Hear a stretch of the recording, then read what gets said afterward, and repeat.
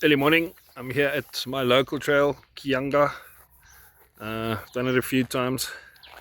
It's in Vlakplaats. It's close to where I stay. So off I go. So I don't know if you can see it in the. There you are. First obstacle of the day. Little bustards made in web right across the trail.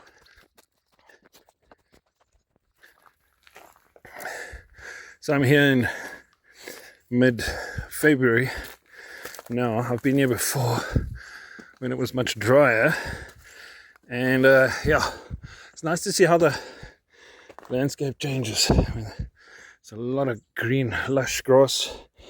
Last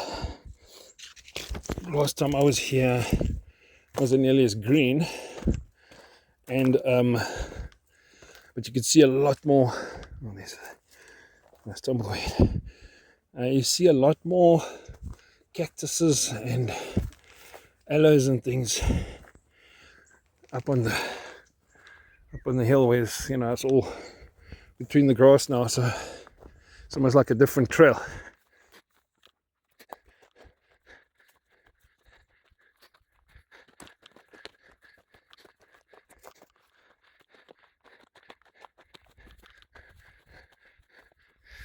Okay, coming up to the trail spot. A lot of people get quite turned around here if you're going to do this trail. It runs kind of like a figure 8. If you're doing a 3 kilometer, yeah, you see it's a lot missing here. If you're doing the 3 kilometer, you're going back up that way. If you're doing the 6 or the 10, you go this way. And then you come back, and up at the top there's where it splits again for the 10 kilometer. Off we go.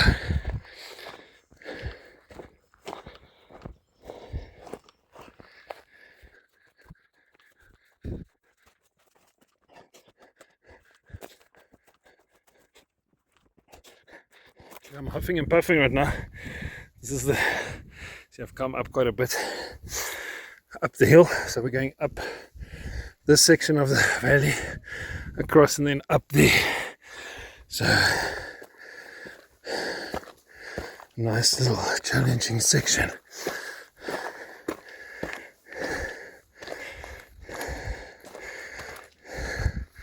A little bit technical.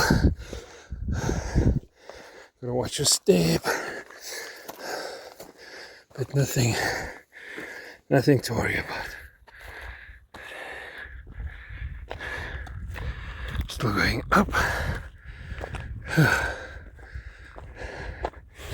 Okay, this is a hectic angle. It's a nice gradual incline. Makes this one very good for rucking. Putting a couple of kilos in your bag makes this one quite challenging.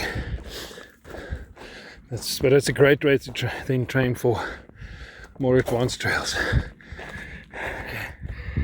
This is the top of the hill this side, marked by this big aloe. Yeah.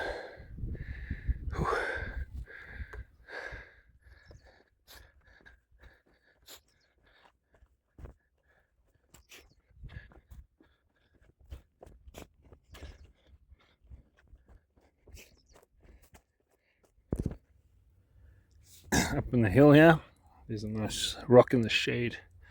It's my first pit stop.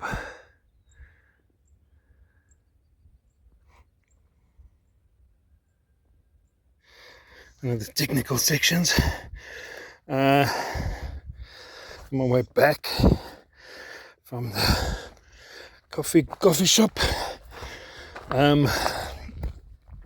just had a trail runner fly past me. Normally when I'm here I see nobody, so it's kind of good to see other people here, but also not so good. The reason I like the more moderate to difficult trails is because there are far fewer people, And that's good, not for the fact that I don't like people, but for the fact that the easy trails attract people who are casual hikers or just casual walkers. A lot of those people come in big groups, which is a bit of an issue on the trail. Imagine you've got 20 people walking together and you're trying to get past. It's a bit of a pain in the ass. And secondly, those groups tend to sometimes carry Bluetooth speakers, which is the bane of my existence.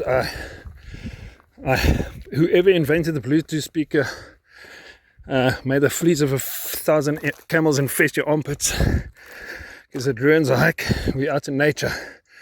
We're not here to listen to your cuck music. And then also, with more people comes more litter. You'll see this video. I haven't seen one piece of litter. Not one single piece of litter. Whereas when I go to some trails, there's a very popular trail I won't name, but when I go there, I end up with a big bag full of plastic bottles and chip packets and whatever, because it just, I grew up with the take only pictures and leave only footprints. People my age will remember the picture of the little buck with the little tear with all the rubbish in the background, and then it said take only pictures and leave only footprints.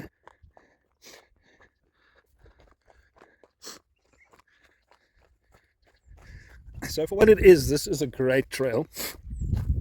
You're not all the way out in nature, you are on the edge of the city. So you still hear vehicles, a couple of helicopters just went over. So it's not like if you want like getting totally away from people, this is not really the place. If you want to get into nature and not drive to the other side of Fontein, and this is a great option. It is like it is a good moderate trail. So so just to give an idea of the difference between moderate and a hard trail. We did a hard trail last week. There was about easily 3 kilometers of uphill, like just up, and then easily 4 kilometers of downhill, straight down. So now when you walk a trail like this, your knees, this one, your knees won't get sore going down the hills and up the hills, because it's 50 meters here, 20 meters there, maybe 100 meters there, down. Advanced trails sometimes, like I say, 2, 3, 4 kilometers of downhill. And that's where your knees start taking a beating, where you start getting tired and making mistakes.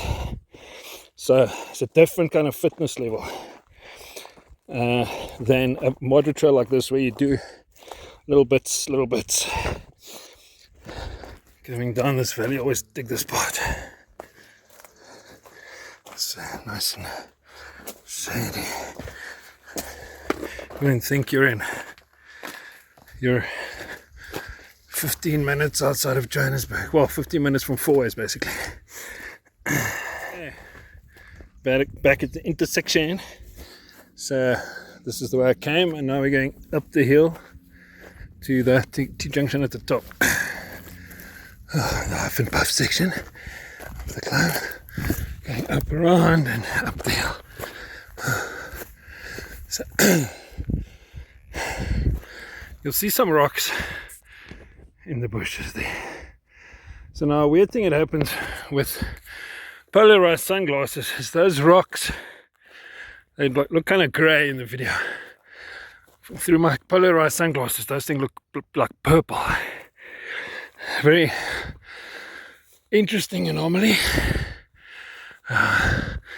Kind of nerdy stuff, if you're into nerdy stuff and you see this video and you can explain what's going on. Right now, those rocks over there, looking at it through my sunglasses, are purple. Here's the split then. Let's do 10. I'm going to follow my buddy over there. We've passed each other twice now. What do I say about trail runners? 10% of trail runners are actual trail runners. The other 90% should just walk, because I just passed them 2-3 times. This section is pretty rocky, and it goes down just next to the fence here. I think I've come across some guys on motorbikes here. So this section of the trail where I encounter them is like this. So I would also just say, watch out for the motorbikes.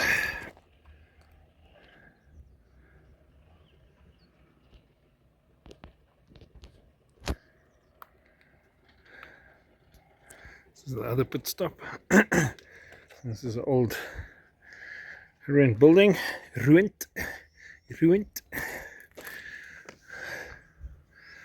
At one point this was a phenomenal spot. As you can see, most of Magalis in the distance there.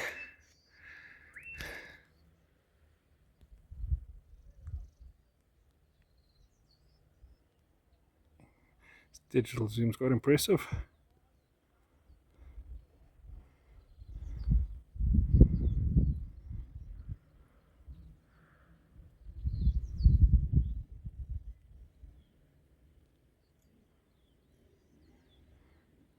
I suppose you can hear the motorbikes in the background.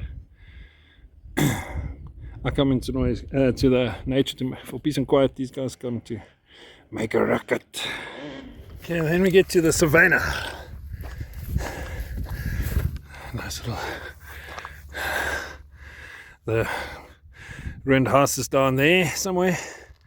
And I've come up here now, up this hill. There's a loop, and we come back, and then it's back. I think it's another 3 kilometers left on the trail. Situation like this, a lot of people say, where's the trail? Can't see the trail. Look here, it's grass. It's nice and grassy. And then you come over, and those are weeds. So the trail gets, when it's like had a lot of rain and so on, it tends to get overgrown with weeds. So you're just literally following the trail of weeds. Yeah, so it's the first time I've walked this with an app tracking my elevation, and this one's over 600 meters. But it's not all obviously in one go. It's a little bit here, a little bit there. Also, a lot of the trail is very overgrown. So I would... you've got to have some experience and good sense of direction if you're going to do this trail. If you're a beginner who wants to come with your dog, this is not the trail for you.